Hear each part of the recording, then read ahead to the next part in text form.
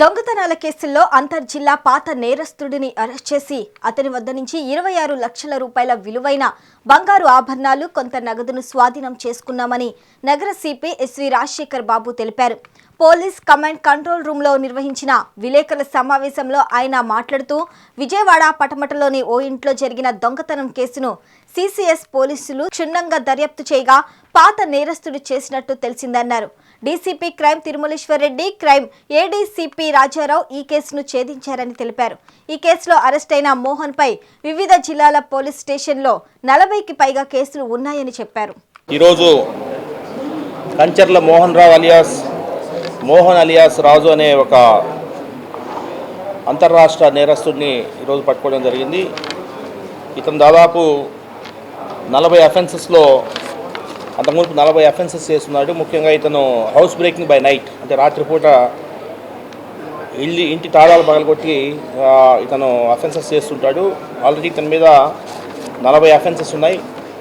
ఇతను ఈ మధ్యన ఇంకొక 6 అఫెన్సెస్లో తస్కరించిన బంగారు ఆభరణాలు 349 గ్రాములు, అదేవిధంగా ₹1,00,000 నగదుని అతని నుంచి స్వాధీనం చేసుకోవడం జరిగింది.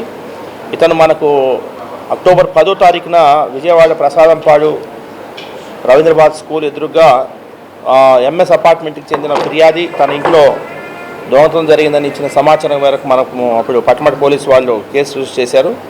అతను రాత్రి 9:30 నుంచి ఉదయం 7:30 లోపల ఇతను కిటికీలో నుంచి మెయిన్ డోర్ యొక్క బోల్ట్ తీసి మెయిన్ డోర్స్ ఓపెన్ చేసి ఇంట్లోకి ప్రవేశించి బెడ్రూమ్లో కబోర్డ్లో ఉన్న 2 బంగారు నాంతాడులు, అదేవిధంగా చెవిదిద్దులు, ₹2,20,000 దొంగతనం చేశారు. దీని మీద కేసు నమోదు చేసి ఈ కేసుని సెంట్రల్ క్రైమ్ పోలీస్ వారికి బదిలీ చేయడం జరిగింది. ఎందుకంటే ఇది గ్రేవ్ క్రైమ్ కాబట్టి సిసిఎస్ వారు ఈ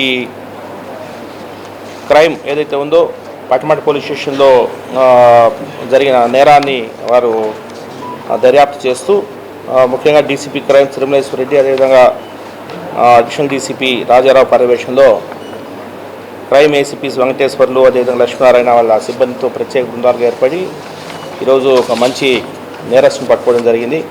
మిగతా జిల్లా పోలీస్ యంత్రాంగానికి కూడా మనం చెప్పడం జరిగింది. ముఖ్యంగా ఇతని మీద విశాఖపట్నం, కాకినాడ, ఈస్ట్ గోదావరి, వెస్ట్ గోదావరి, కోనసీమ, రాజమండ్రి, ఏలూరు, కృష్ణా, ఎన్టీఆర్, గుంటూరు, ప్రకాశం, హైదరాబాద్ వీటిలో 40 కేసులు ఉన్నాయి.